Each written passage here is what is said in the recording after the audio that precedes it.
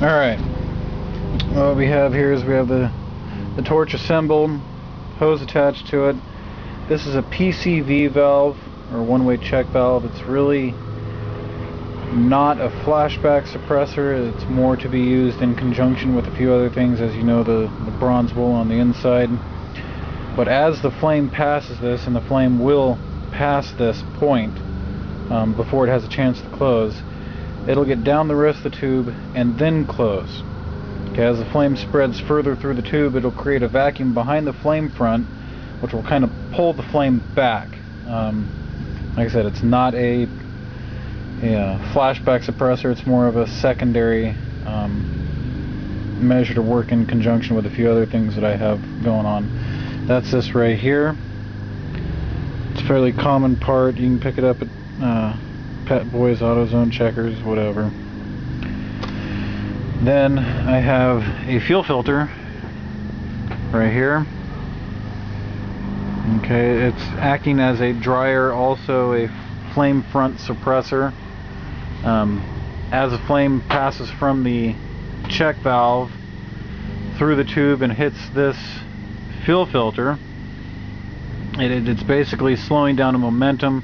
It'll hit the filter itself, which will probably have some moisture. Actually, I'll make sure that it has some moisture in it, and that will absolutely stop it. So even if we do get a flashback from this, between these two pieces together, that'll stop it also. That's this piece here, again, just an automotive part. Then you move on to the bubbler here, which that's the secondary bubbler. I have never had a flashback get past a properly working bubbler. The only time it's ever happened is if I was flowing way too much gas through the bubbler. I mean, I'm talking 7 liters a minute on a small bubbler like this. It actually had enough gas to make a continuous stream to the surface, which allowed it to flash back past it. For 2 liters a minute, what I'm going to be running on this, it should not, well, actually I've never had it have an issue, so, and I've purposely set off plenty of flashbacks, so I'm not too worried about it. So after that piece will be this piece, my primary flashback suppressor, the bubbler number 1. This is an absolute stop measure. It's a 1 liter bottle down in there, actually a 1.5 liter bottle down inside there. The tube is very much underwater, guaranteed.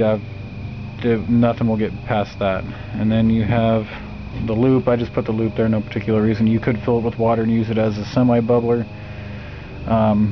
I've done it before, it works alright, but I'm not planning on doing it this time. Then I have the 4 cells that are going to be powering the torch. And then I have my power supply right there. So, as long as the automotive goop sets up in a timely fashion, I should be able to get this running tonight. Unfortunately, I forgot to do this piece and that piece hours ago, which means I pretty much lost a few hours in the whole day. But whatever, we'll get it done nevertheless. If I don't get it done today, I'll get it done tomorrow.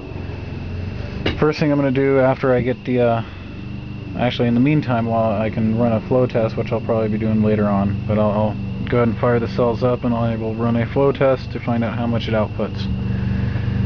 So that's pretty much the status of it. Take it easy.